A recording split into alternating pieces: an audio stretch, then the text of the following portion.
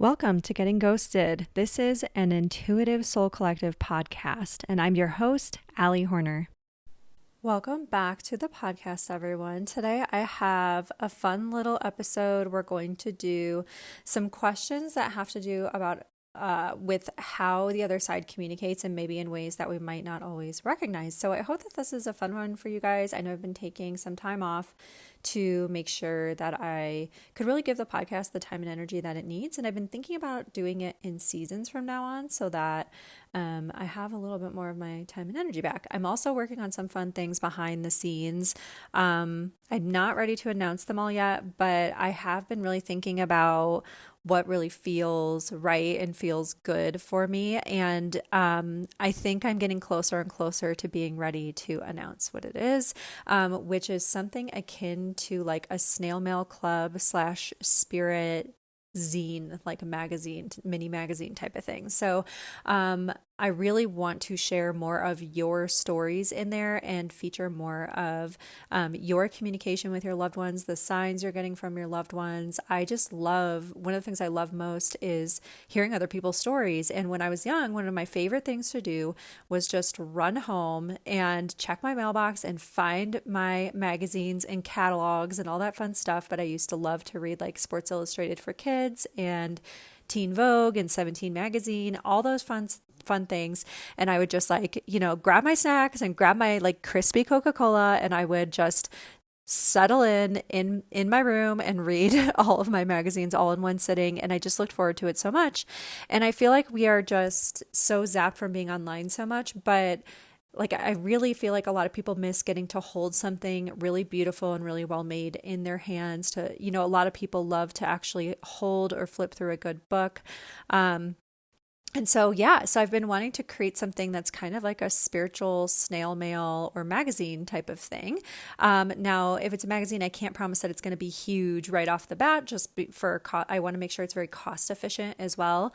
But this is what's been really calling to me. So I've been thinking about adding your stories and stories from my own readings and experiences, the stories that my friends have shared, all of that fun stuff about communication with the other side, spirit interventions, intuition, and how it saved the day.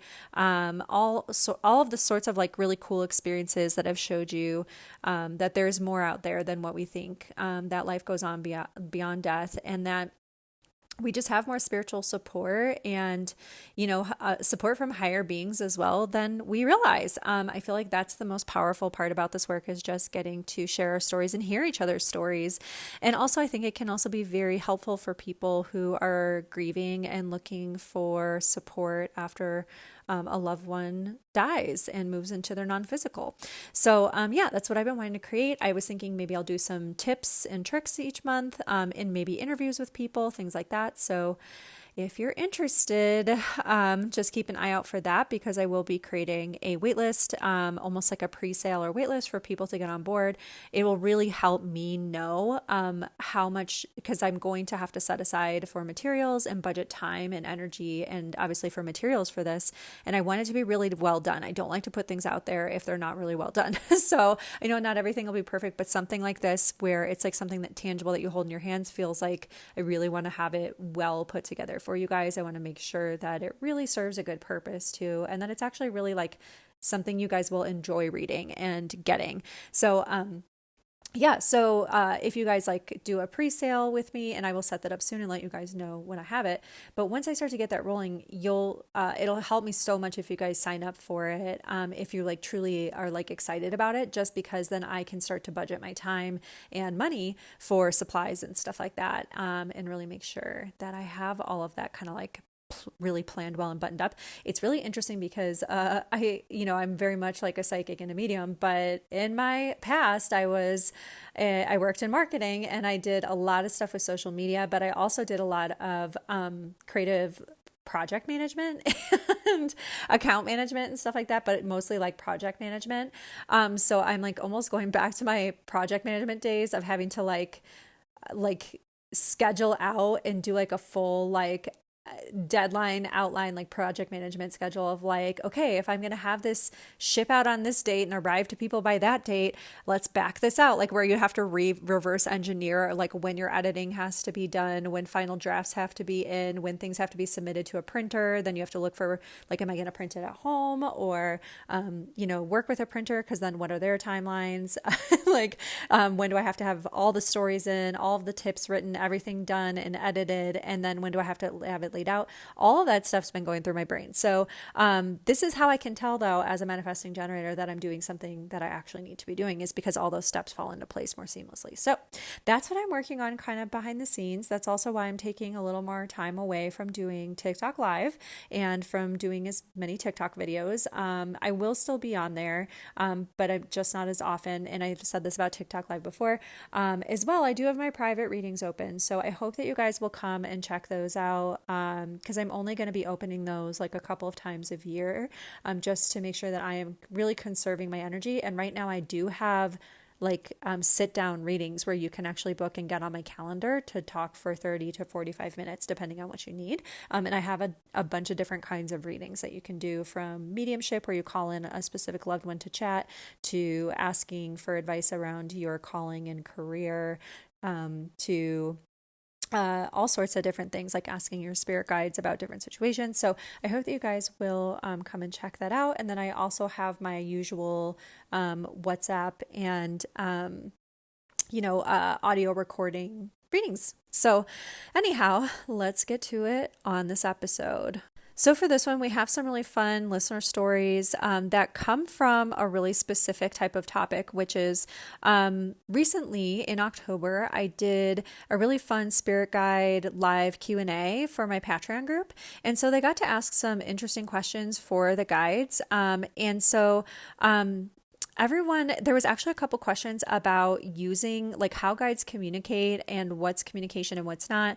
And then what are their thoughts on using things like tarot and oracle cards and things like that. And it's so funny because I happen to have some really cool stories that had come in via the comment section on some of my TikToks over the last month or two. And so, and also things that people submitted through email. So I wanted to share those because they kind of loop into this like whole communication piece.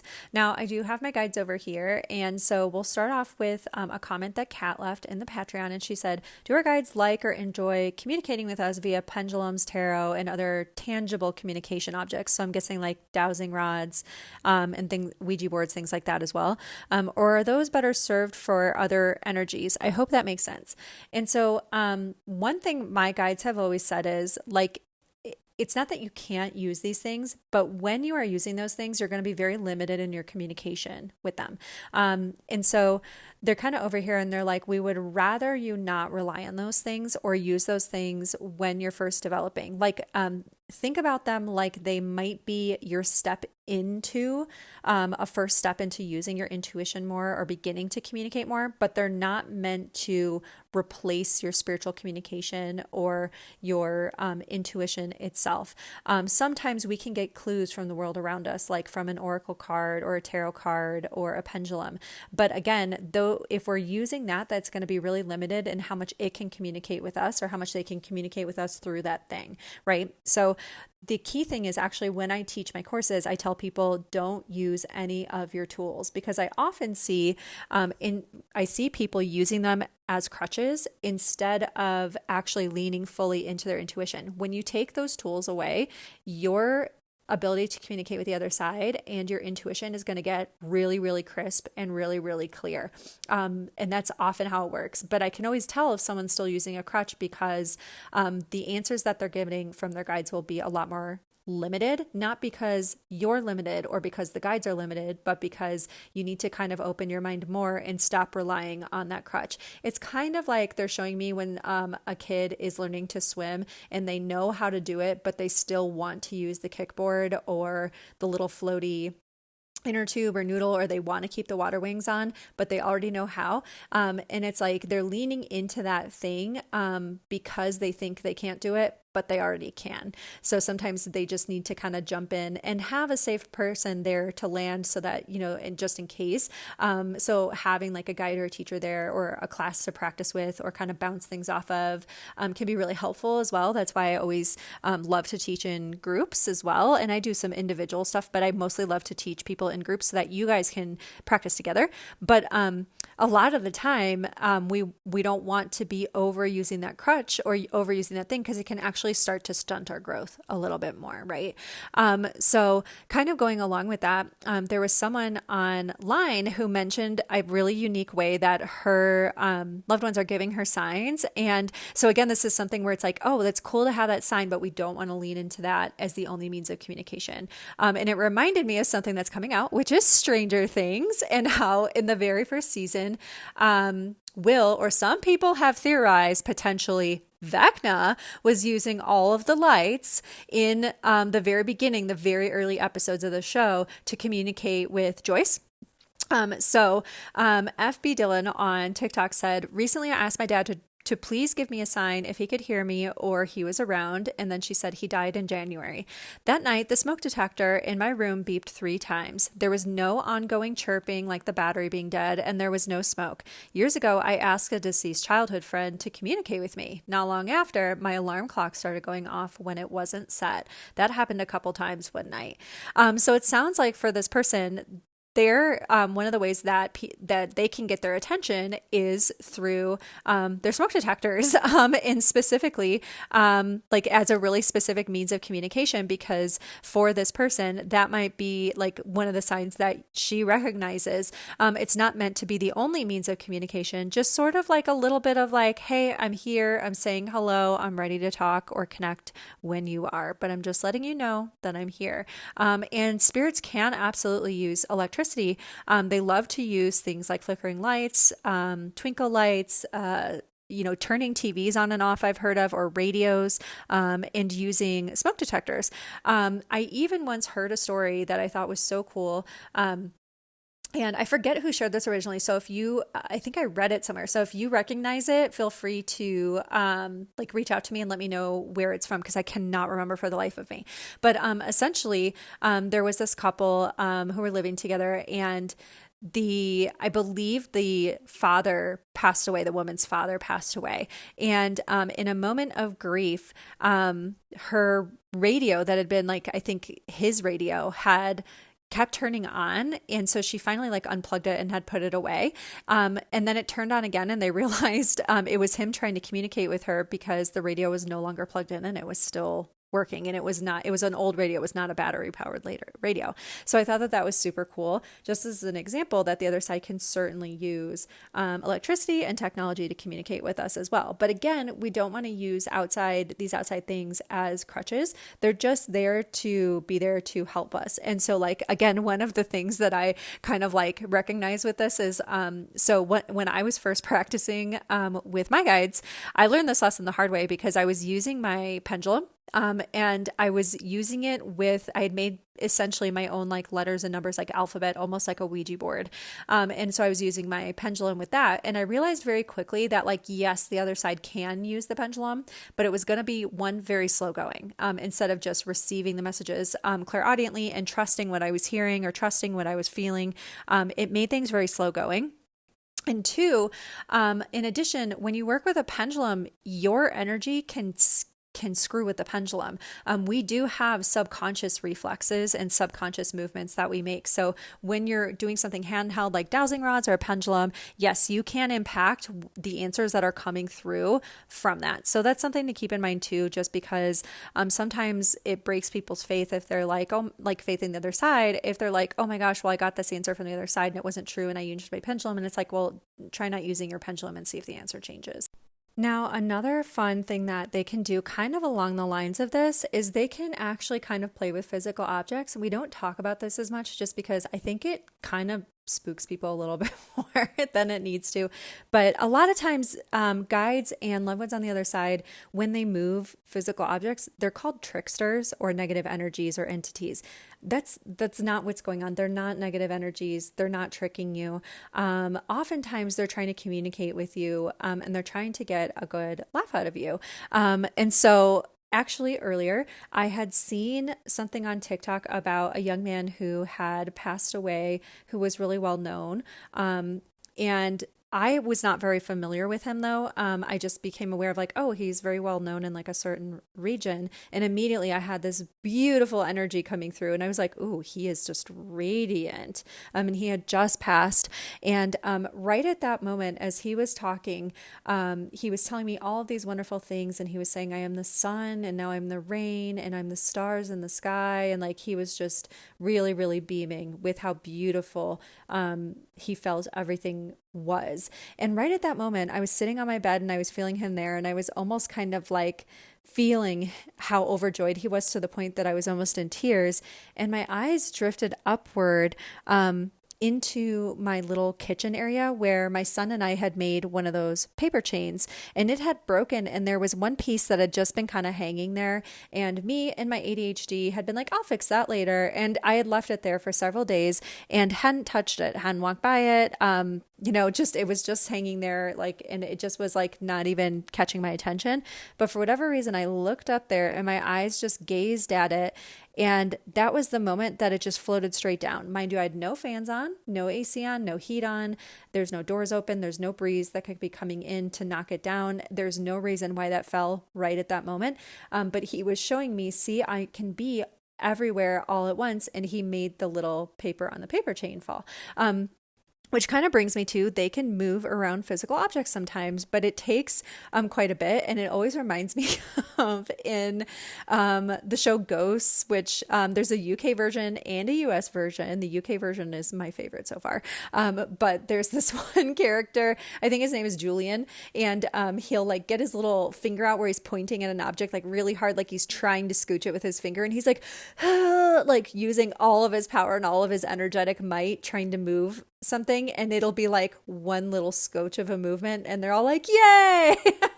And so one of my guides, Eric, has said, that's kind of what it's like for a lot of us. Like not all of us can work with the physical senses as well, and not all of us. And he said also a lot of humans don't notice it when we do. And he said, unless they're really like, it really feels like it's a nuisance. So like, the keys get lost, something gets moved, etc., that they don't want moved. And he said, but if we're doing that, it's usually for good reason. So mind your P's and Q's there, ma'am.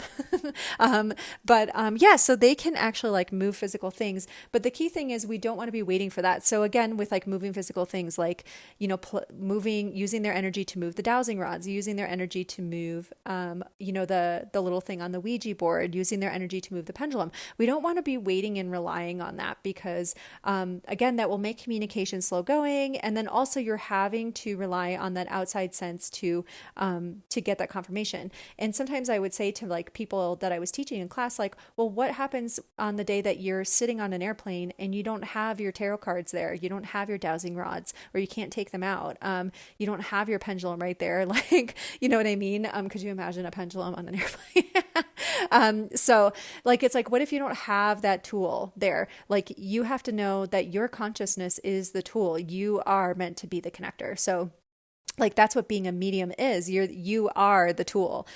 You are the artist and the art, and you are, the paint and the painting. You are here to be those things. So what really you would be best served doing is just learning how to connect without those tools first, because then you know that your intuition and your connection works best.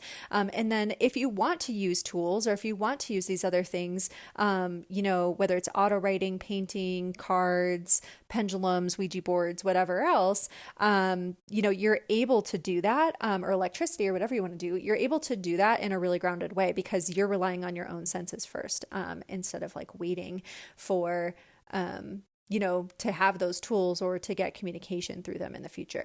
So what do you think of this? Do you use pendulums and cards? I know a lot of people really like to use cards and pendulums, but I find that if you spend time with your intuition and your own connection and develop that first and then go to use those things, it will only grow stronger because you're not using them as like a crutch or in place of it. So I know a lot of people really love their cards, some people, that's how they make their living. So it's definitely not to say not to do that, but usually those people are really strong intuitively in the first place. So they don't, they're not going to use their cards in place of their own intuition. It's meant to be like a complement to it. But I'm curious, like, what have you tried? What are you willing to try? Like, what tools have you tried that worked? What didn't work so well for you? How does your intuition speak to you? And what questions do you have? Feel free to leave them on my Patreon or submit them via the link in my bio in the show notes. All right. Thank you guys.